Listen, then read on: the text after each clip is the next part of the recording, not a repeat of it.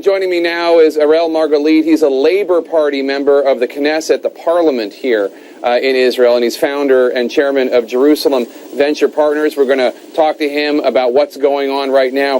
Thank you so much for being here, Mr. Margalit. Right now, the clock is ticking. Just under 30 hours, 72-hour ceasefire expires. Now, we've heard from the Israeli government they want the ceasefire to be extended. We've heard from the Palestinian Authority. They want the ceasefire to be extended. Egypt wants it extended. The United States wants it extended. But I am hearing that behind closed doors in Cairo, Hamas is balking. Now, it's unclear whether they really want to start firing rockets once again come 8 a.m. or 8:01 a.m. on Friday morning, or whether this is just a bargaining technique. What are you hearing? Well, I think, Hamas has been not only difficult in firing, but also very difficult in handling the ceasefire situation. Israel is very committed to the ceasefire. It's hoping that this could be reciprocated, and it wants to move the process from a battle in the field, which we're committed to having if that's what's necessary, to something that's going to be a lot more a process of trying to calm the region down.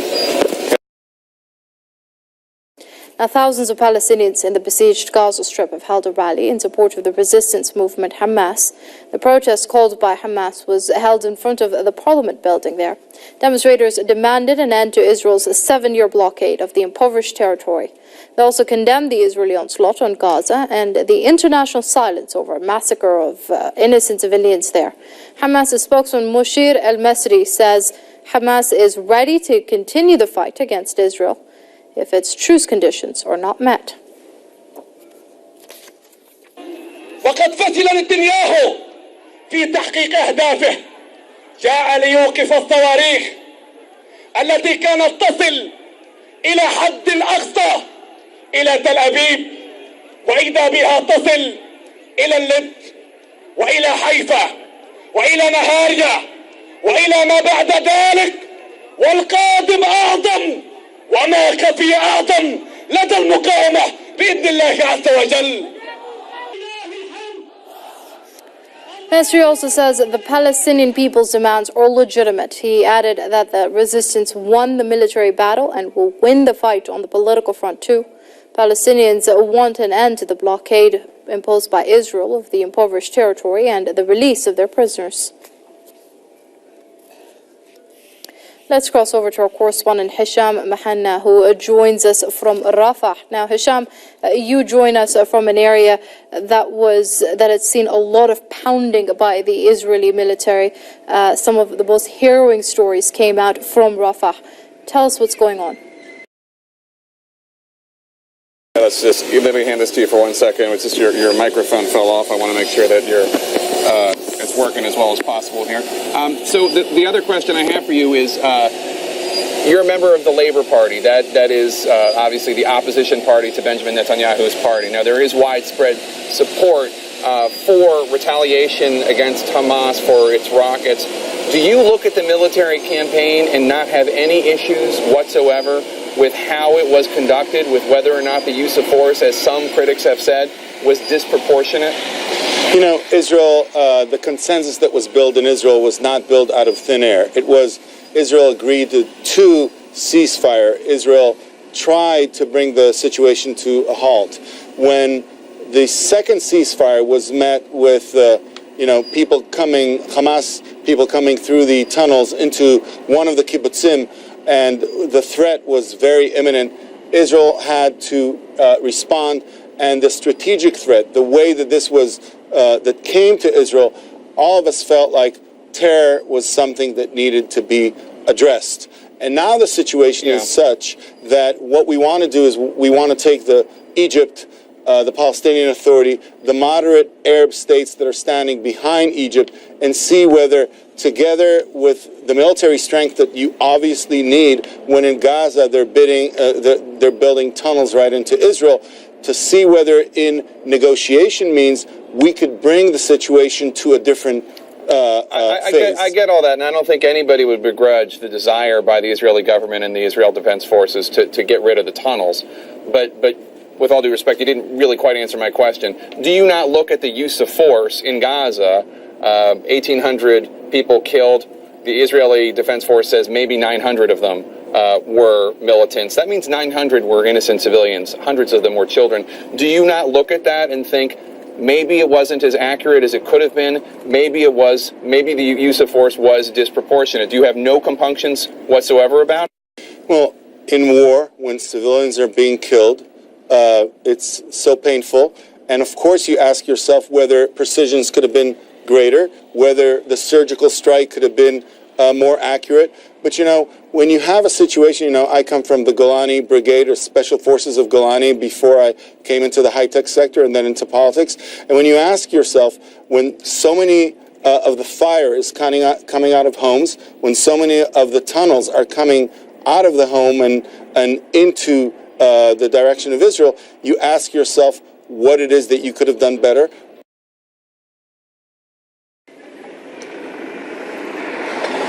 Since we have entered the closest area of Rafah to Gaza City, we could see nothing but destruction, disastrous situation, holes in the streets because of the shellings, destroyed houses, destroyed and burned factories, destroyed farms, dead animals, you name it. I mean, this area has witnessed a nightmare, a complete nightmare by the Israeli military days ago. There's, as you can see on the background, there's almost nobody here. There's no human life over here. Everything is wiped out. Most of the houses in that area over there are completely equal to grabbed down to the ground level. The people here just started to leave their houses again, to leave their neighborhoods again, because there's nothing left. They came back, taking the advantage of the 72-hour humanitarian ceasefire, collecting what's left in their destroyed neighborhoods, and they are rushing back to the shelters as they are expecting that the ceasefire will be broken by Israel by tomorrow morning. Let's take a look about the different spaces in this area. As you can see, this very building over there used to be the city hall of Rafah. It was completely destroyed. There is a big hole in that area behind those destroyed vehicles caused by huge explosive barrels dropped from the Israeli warplanes over this area. And also, as you can see over there, these piles of rubber over there used to be houses, civilian houses full of families over there. These people witnessed a horrifying nightmare, because when this place was targeted, that huge diesel tanker over there, which is completely black because it was sitting on fire, exploded and flew and landed on the ceiling of their bedrooms, causing severe injuries, and 2 of their families were killed.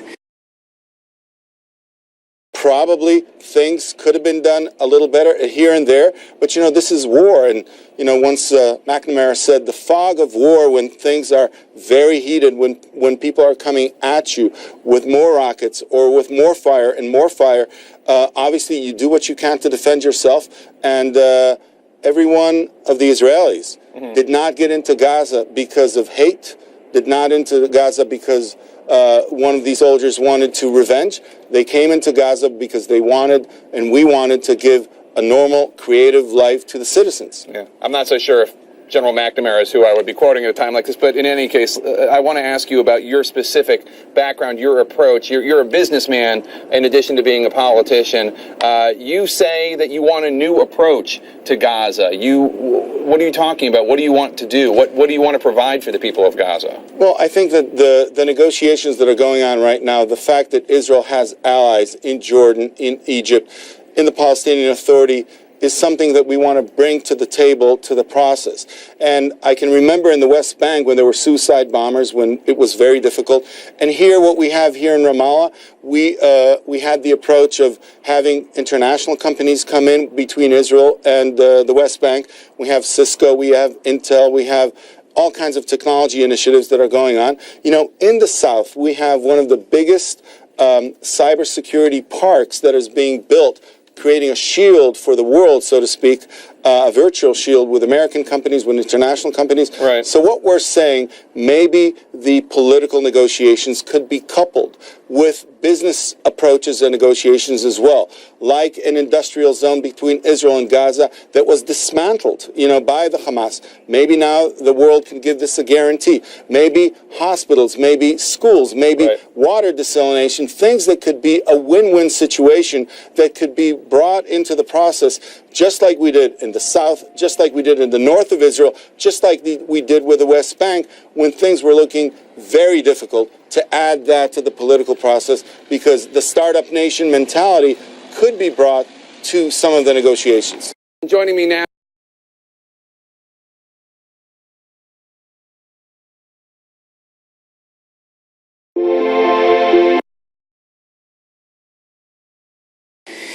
Also, this building over here, after this area was evacuated by the civilians, this building over here used to be inhabited by Israeli soldiers who used to stay in this building, cooking, drinking, and staying there, destroying the house and enjoying what they were doing inside. We interviewed one of the families of this house over there, and he told us that after we were ordered to evacuate, after that, with few minutes, after we were rushing in the streets, escaping the shelters with no safety at all, we were under continuous firing by the Israeli tanks, by the Israeli drones and jet fighters.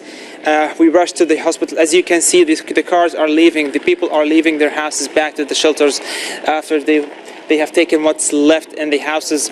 This area is being evacuated for the third time this month.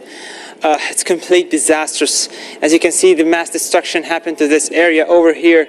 This house was completely destroyed after it was targeted from the Israeli killing machines. The ceiling is gone. The front side of the house is destroyed. This very house over there used to be full of trees. It was a green area. It was one of the most beautiful houses in Rafah. Now it's all gone. We could see nothing but the remnants of the bedrooms, some of the burnt trees, and the broken eye of the children of this house, because they have no house after all. Even if this war ends, they will have no place to come back where they used to play, sleep, and eat. As you can see also, this street extends to the other sides of Rafah area, which is completely destroyed, as the tanks were covering this the sideway, both of the sideways, destroying even the pavements. They left absolutely nothing, but they destroyed it. So the Israeli army here wasn't just targeting the militants, it was also targeting the life of this area in Rafah. All right, Hisham, of course, the extent of the damage, the devastation and the catastrophe unleashed on the Gazan population is slowly coming to light at the 72-hour ceasefire. Thank you very much, Hisham, for that update and a close look at the devastation in the Gaza Strip.